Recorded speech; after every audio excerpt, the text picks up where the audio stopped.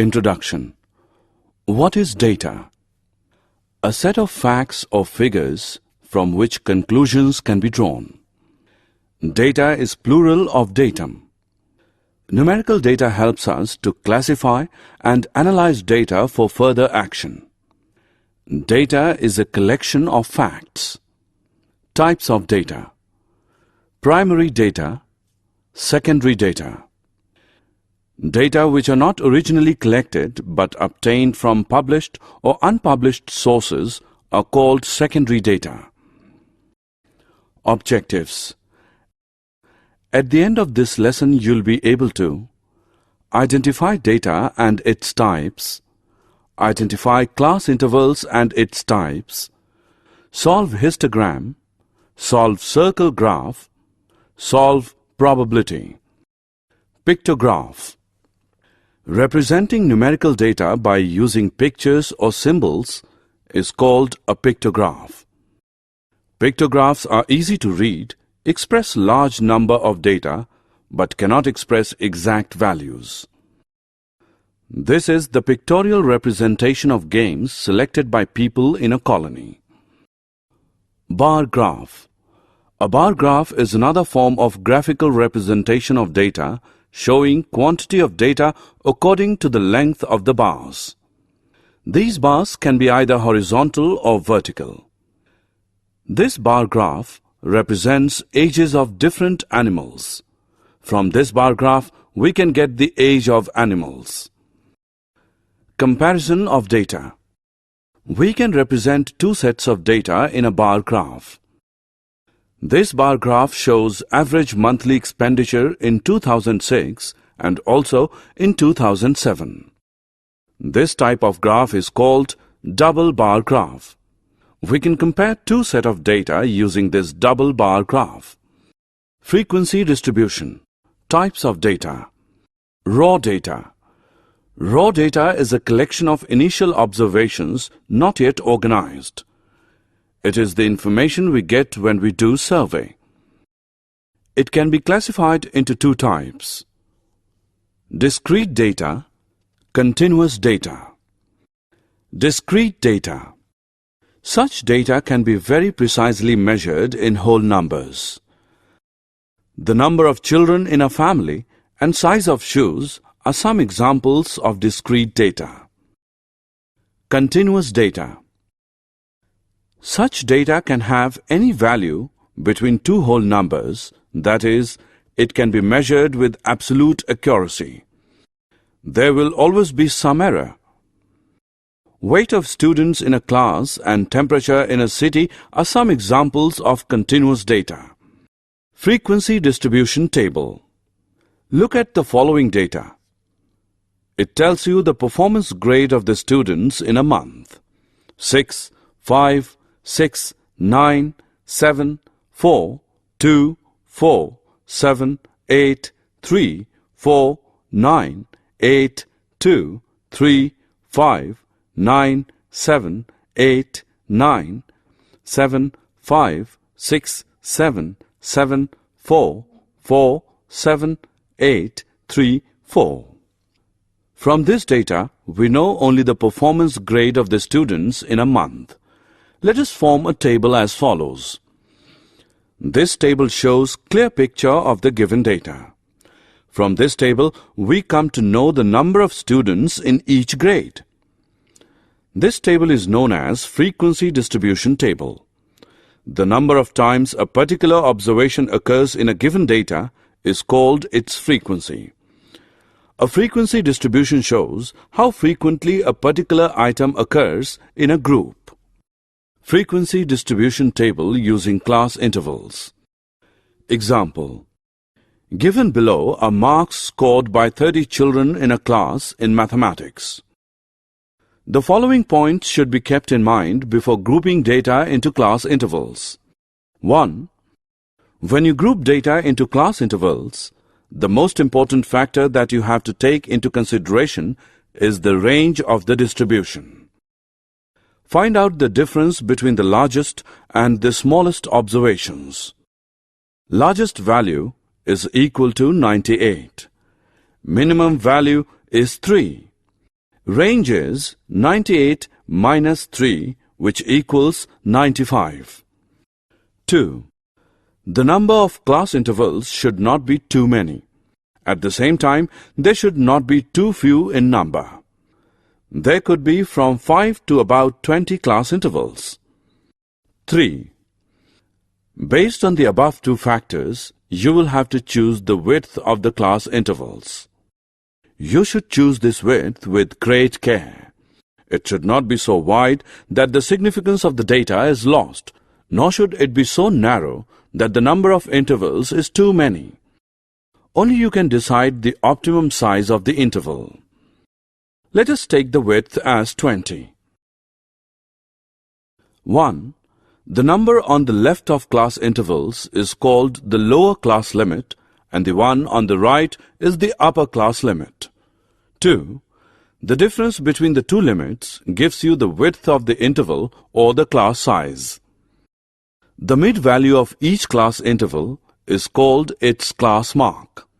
It is obtained by adding the lower and upper class limits and dividing the sum by 2. For example, consider the interval. Lower limit of the interval is equal to 20. Upper limit of the interval is 40. Width of the interval is equal to 40 minus 20, which equals 20. Class mark is equal to 20 plus 40 upon 2, which is equal to 60 upon 2, which equals 30. By looking into the table, we can get some information. 1. Number of students who scored less than 50 marks. 2. Number of students who passed. 3. Number of students who scored above 80. 4. We can identify the performance of the class. The method of classifying data into class intervals is called grouping of data. Two different types of class intervals. There are two different types of class intervals. 1. Overlapping class intervals. 2. Non-overlapping class intervals. Non-overlapping intervals like 0 to 19, 20 to 39, 40 to 59, etc. are so called since the upper limit of the previous class and the lower limit of the next one are different. This kind of class interval is only useful for discrete data. In overlapping class intervals, the upper limit of the previous class is the same as the lower limit of the next one. For example, 0 to 20, 40 to 60, etc. Histogram. A histogram is graphic representation of the frequency distribution of a continuous variable. Rectangles are drawn in such a way that their bases lie on a linear scale representing different intervals, and their heights are proportional to the frequency of the values within each of the intervals.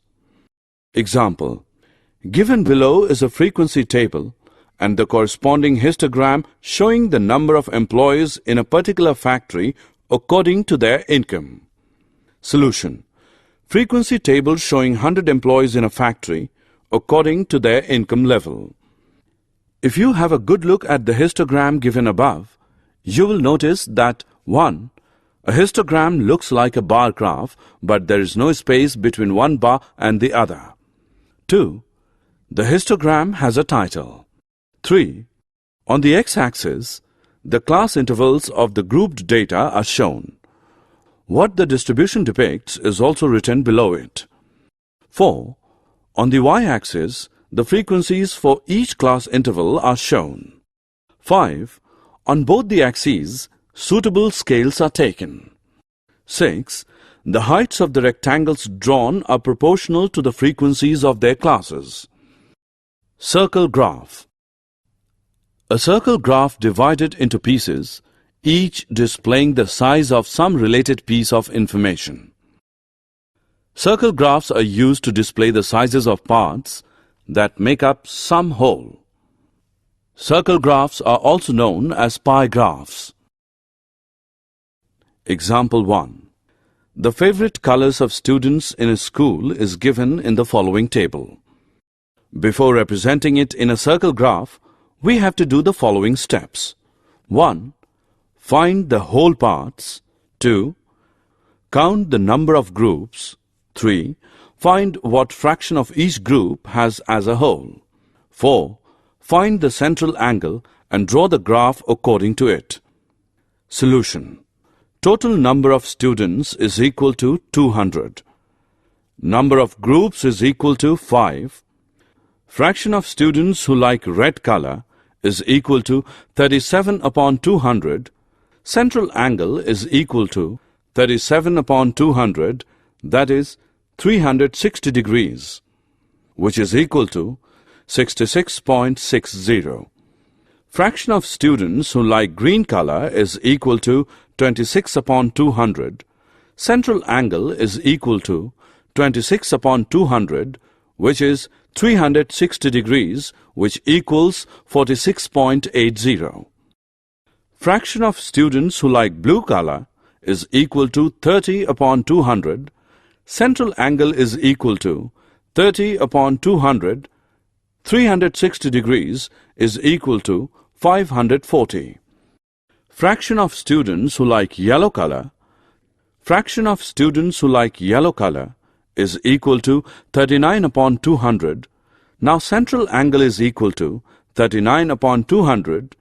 360 degrees is equal to 70.20. Fraction of students who like pink color is equal to 68 upon 200. Central angle is equal to 68 upon 200. 360 degrees is equal to 122.40. Summary. Let us summarize what we have learned. Raw data is a collection of observations which are not organized. The difference between the highest and lowest observations in a data is called the range of the data. The number of times a particular observation occurs in a given data is called its frequency. A frequency distribution is a table that shows how frequently a particular item occurs in a group. When the number of observations is high, the data is grouped into convenient class intervals. The difference between the upper and lower class limits is called the class size. The mid-value of a class interval is called the class mark. Class intervals may be overlapping or non-overlapping depending on the type of data collected. A histogram is a graphic representation of grouped data.